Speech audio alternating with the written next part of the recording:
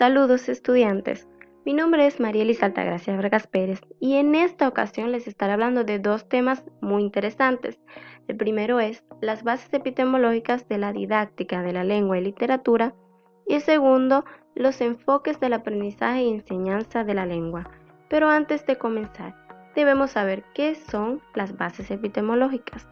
Bueno, las bases epistemológicas son aportadas por los paradigmas epistémicos y disciplinares a partir de los cuales el investigador, de acuerdo con su cultura científica, enfoca el estudio de su objeto y los operadores epistemológicos que estos le proporcionan. Entonces, en este caso les estaré hablando de las bases epistemológicas de la didáctica de la lengua y la literatura, como anteriormente les dije. Las ciencias, que constituyen las bases científicas de la didáctica de la lengua y la literatura, se pueden agrupar en torno a 4 marcos conceptuales, los cuales son el marco lingüístico, el marco literario, el marco discursivo o sociocultural y el marco psicopedagógico.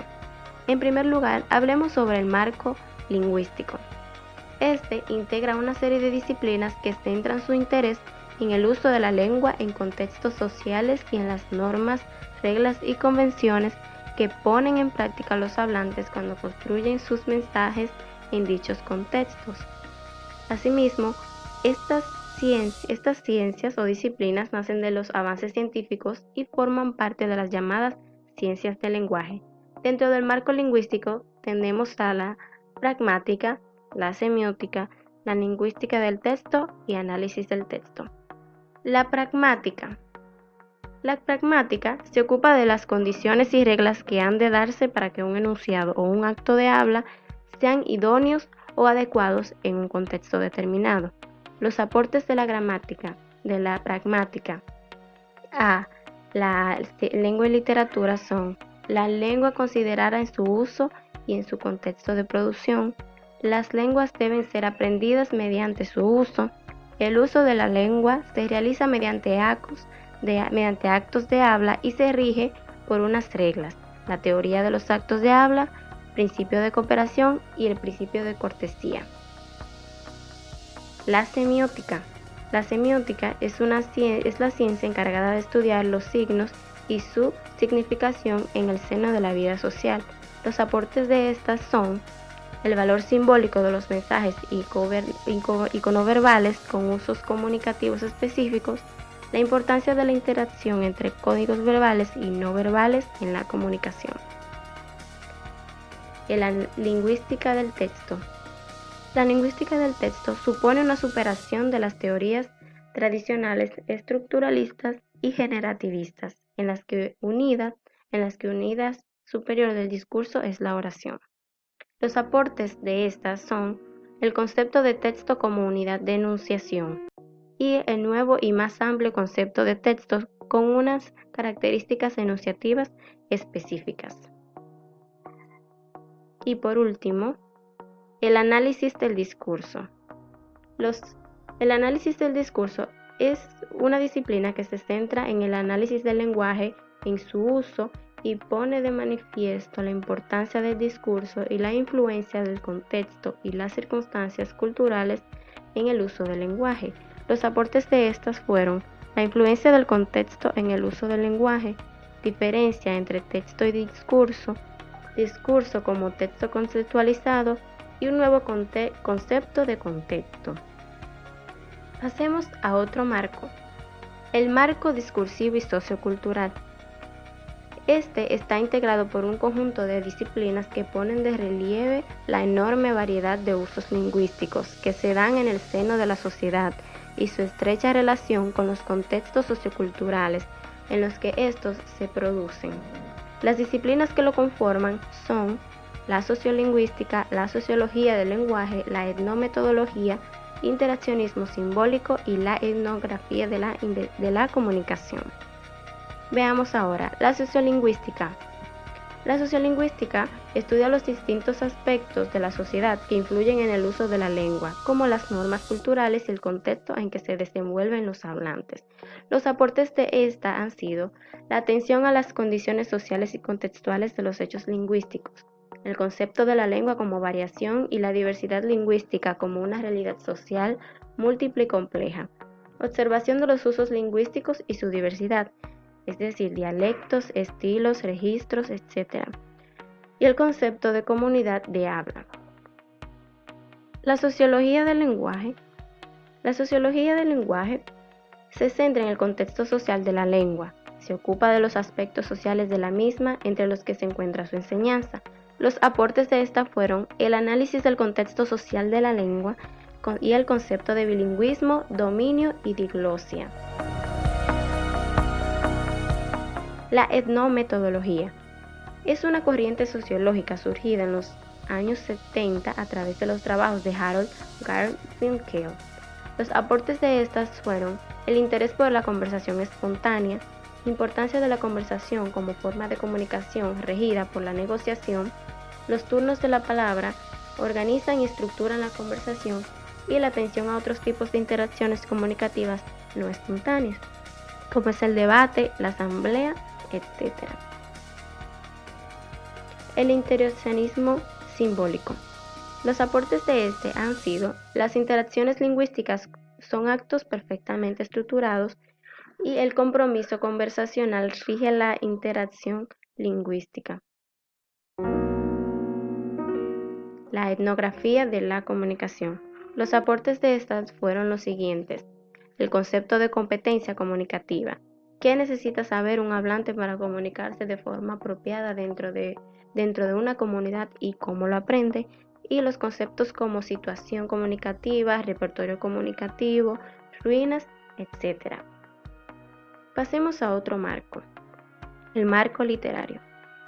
Este está integrado por un conjunto de teorías literarias que han centrado su atención en los aspectos pragmáticos de la literatura, en los procesos de recepción de la obra literaria y en el papel activo que en dicho proceso desempeña el receptor, que, en definitiva, da sentido y confiere su valor último al texto.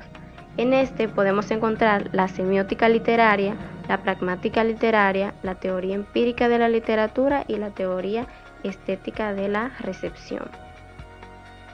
La semiótica literaria.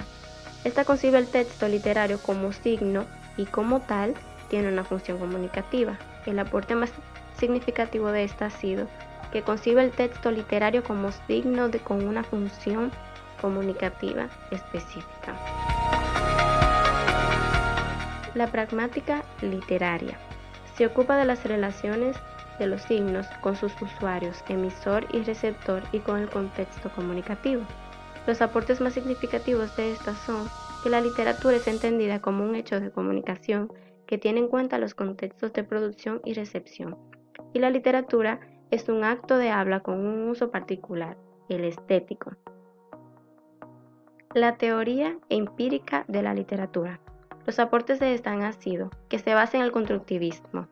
El significado de la obra literaria no es inmanente, sino fruto de la intervención del lector en el proceso de lectura.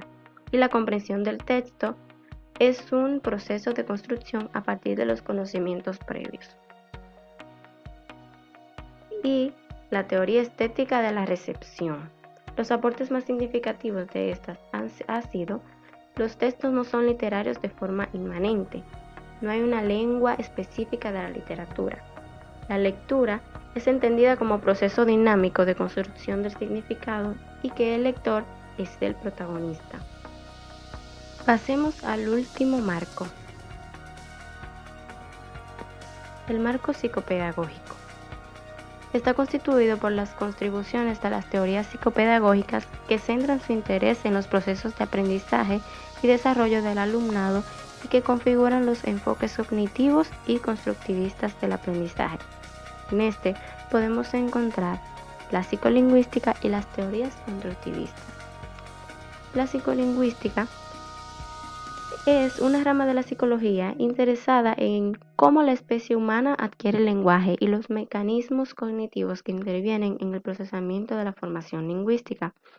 Los aportes más significativos de esta han sido el interés por la adquisición del lenguaje y el desarrollo de las destrezas discursivas, la enseñanza de la lengua que debe desarrollarse de forma contextualizada y se centra en mejorar las destrezas que el alumno posee y el diálogo y la interacción lingüística son la base del aprendizaje.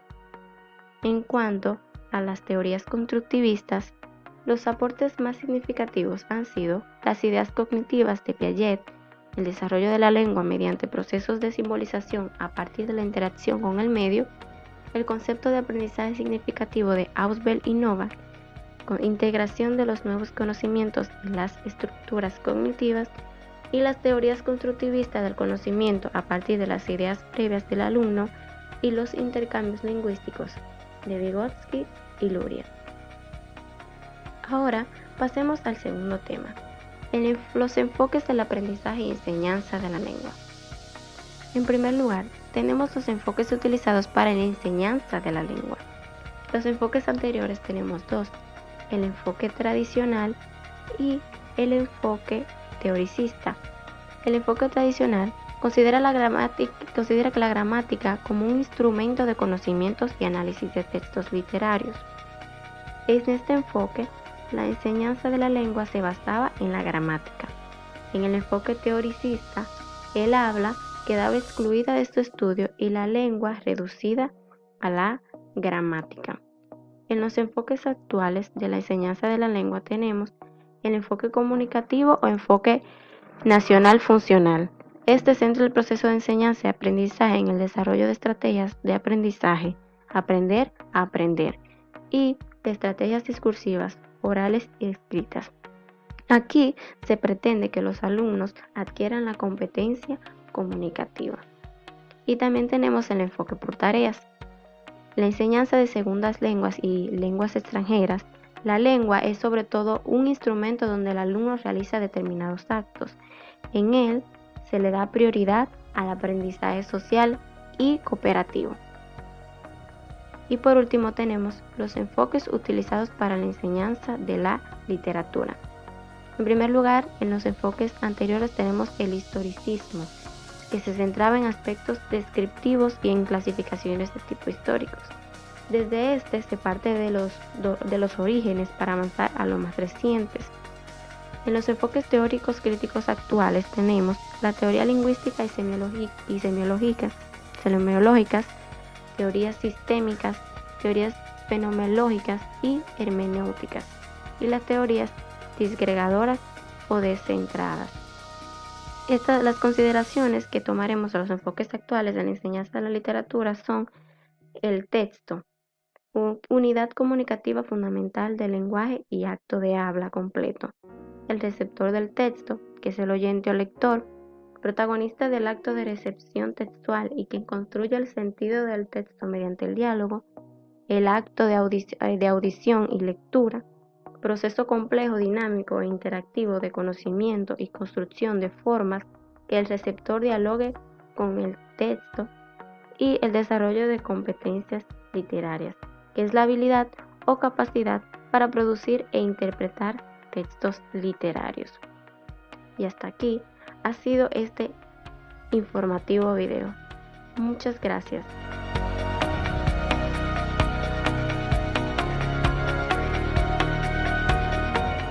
Las informaciones de esta presentación son del primer capítulo del libro titulado Didáctica de la lengua y la literatura para educar en el siglo XXI de Prado, 2004.